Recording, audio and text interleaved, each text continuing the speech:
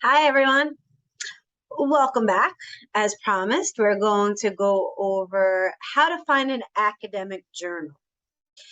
So, again, for our informative speeches that are to be delivered extemporaneously, which, as you know, means really well organized and sounds conversational, you're going to use at least 3 sources to research. One of them will be an academic journal. Academic journals are written by scholars in the discipline. I'll be very honest that they are not the most interesting ones to read. Students tell me they don't like reading them, and the best I can say is, I hear you. The reason why I want you to know how to do it is you might have some classes where that's all you're allowed to use. So what we're going to do is go through how to find one. I have the directions up, and with my new trick in Zoom, I'm going to try to make the box a little bit bigger over here.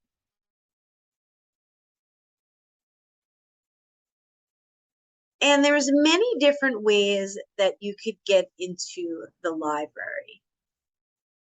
So in our last video, we went over the informative guidelines packet. I've now posted the video. I couldn't call it a mini lecture this week because it's 43 minutes. And this goes over here, the academic journal directions. So it might be helpful to pull it up in Blackboard as I go over the different examples I'll use from the different research that I had on my outlines from the previous video. Where I say here to go to quick links, just so you know, one of the greatest things in the middle of the pandemic, what the library did, is they actually put it right on our tab over here. So you can actually go in right through Blackboard. So in OneSearch, I'm going to put in my topic. So I put it in, and then I'm going to click search. The next step, and again, this is all in week 4 module notes. I will click over so that you can see the directions that I'm in. We just click search. Now on the right-hand side, we're going to click on this arrow that says available at SCC and academic journals. So I'm going to click back to exactly where we were. If your screen does not look like mine as you're researching, it might look like this. So all you need to do is click on the available at SCC arrow.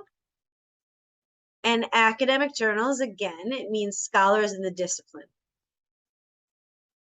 And I've had some students who think this is the greatest thing about the course. I'll be very honest, it's not most students.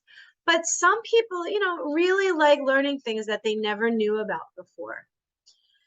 I always say it's not a good way to go through life judging a book by its cover in terms of people. But as we're looking for academic research, remember, this is going to be a very small part. Chances are you're not even going to use it in the body. It's probably going to be the third part of your intro of the research history. So when I'm looking through mine, and I did prep this before I was making the video to make sure everything opened and see that I would like it. Anything with personal growth, it's also a class that I teach, I'm always interested in. And the way that I know that this is an academic journal by the scholars in the discipline is there's a purple icon. If there wasn't a purple icon, that would mean that I didn't click on academic journals. So I'm going to click on this. And there's a couple different ways that you could open it. This usually brings you right down here. EBSCO is the name of a search engine that's going to take you to academic journals. So when it says full text, that means it's all going to open up right in front of me.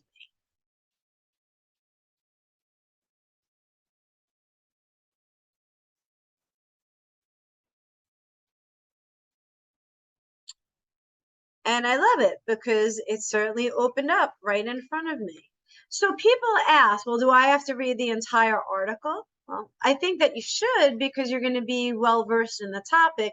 But the truth is, in a 4 to 6 minute speech, if you're using this just part as an intro, what you might want to do is pull out something really interesting that increases your knowledge. That's going to increase our knowledge. And that's how you get some information from that part of the intro. And again, you can use the academic journal anywhere in your speech for something that increases our knowledge, but most students use it in the third part of their intro for the research history. When I click back on here, one of the things that students really like is the citation device. Now, unlike the ones that's ezbib.com, usually when it comes from our SEC library, usually when you click on it's legit. So when I click on this middle one, most classes are going to use either MLA or APA. There are very small differences that I'll go over in this video. It goes beyond the scope of this class. But if you're interested in MLA, when I click on this, it gives the last name and the full first name. It goes into the title of the article. You can see that the journal is in italics. It keeps going all through here. This is the year. Some of the differences with the APA is it gives the last name. Usually they'll have the first initial. I'm wondering if this might be a mistake actually in our library one. But usually it has the last name and first initial, unlike in MLA when it's the first name. One of the reasons that they do it is then you can't tell if the author is male or female. And just in terms of sexism, that's one of the things that it does. In other ways too, in MLA, it gives less credit to all the different authors. If there's many, APA usually gives more credit to it. But again, this usually has the initial in here. You can see that the year comes earlier here as opposed to MLA when it's later. So these are some very, very small differences. Again, you're welcome to use either. I posted the notes for the APA because that's usually what we use in communication. Although a lot of times in English classes, people are used to MLA. Again, either one is fine. I just ask that you're consistent in the ones that you use throughout. So I'll go through this one more time. So I'm going to go into library. And you can see that I prepped this before. So I'm going to go into paleo nutrition, which is another one of my outlines. Oh, they're telling me I spelled it wrong. I must be a little tired tonight. And I'm going to click on search. And this time I want to show you the difference if I don't go to academic journals. It's not that you can't use anything here. So paleo all in one, for dummies. That's how I learned paleo. I went to a Barnes and Noble back when there were bookstores back in the day. I went paleo in about right after Hurricane Sandy, a little while after in 2013. And I did use these books. There's nothing wrong with using something that is not scholars in the discipline peer reviewed. I just ask that you have one. So you can see these first two don't have a purple icon because I didn't go over to academic journals yet. So again, if your screen does not look like mine when you put in your topic, if you click on this arrow for available at SEC, you just click on academic journals, and now they're all going to have that purple icon, and that's your check. Like I said before, sometimes for library sites, not for life and not for people, but for library sites, sometimes you could judge a book by its cover. So we all know from my videos and from the last thing that I posted, anything CrossFit, I'm usually going to be pretty interested in. So when I click on this, typically, I'm going to do it differently on this one. When it goes to available online, it's just going to take me right down here. It's going to be a crapshoot if it opens well or not. If it doesn't open easily into a PDF or just full text, just find something else. You only need one and you're using it for a small part of the intro. Don't make yourself crazy if it doesn't open easily.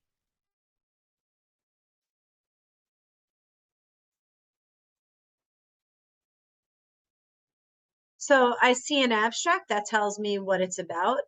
When I click on full text, I'm going to read through this, so I'm going to find interesting information that I would probably put in that third part of my intro for the established credibility researched history. When I click back to here and I scroll up a little bit, again, in the middle of the page is the citation.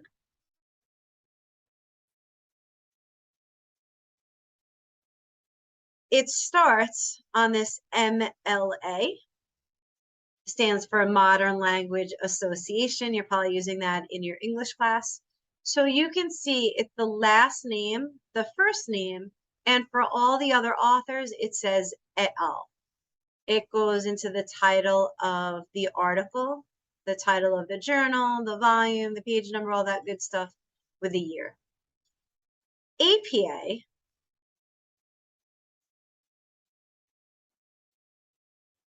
is a little bit different.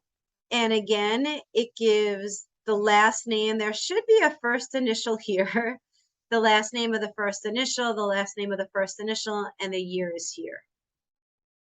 I'm wondering if they probably have to proofread and update this a little bit better with some of the mistakes that I'm seeing, but that's okay. If it's a mistake that they have in the library site, I'll take it. If it's an easy bib mistake, I ask that you correct it. So with here, the only thing that I'm asking is that you're consistent, whether it's APA or MLA. The other two you're usually not going to use. Chicago is sometimes for sociology. If you use that, I'll get out of the screen share. So again, college, as you've been hearing me say so many times in writing and announcements, it's a learning experience. You're allowed to make mistakes. You're allowed to revise things if you want any help. As always, post it in the question part. Shoot me an email. We can meet for a Zoom conference. Have a great night, everyone. Enjoy the research.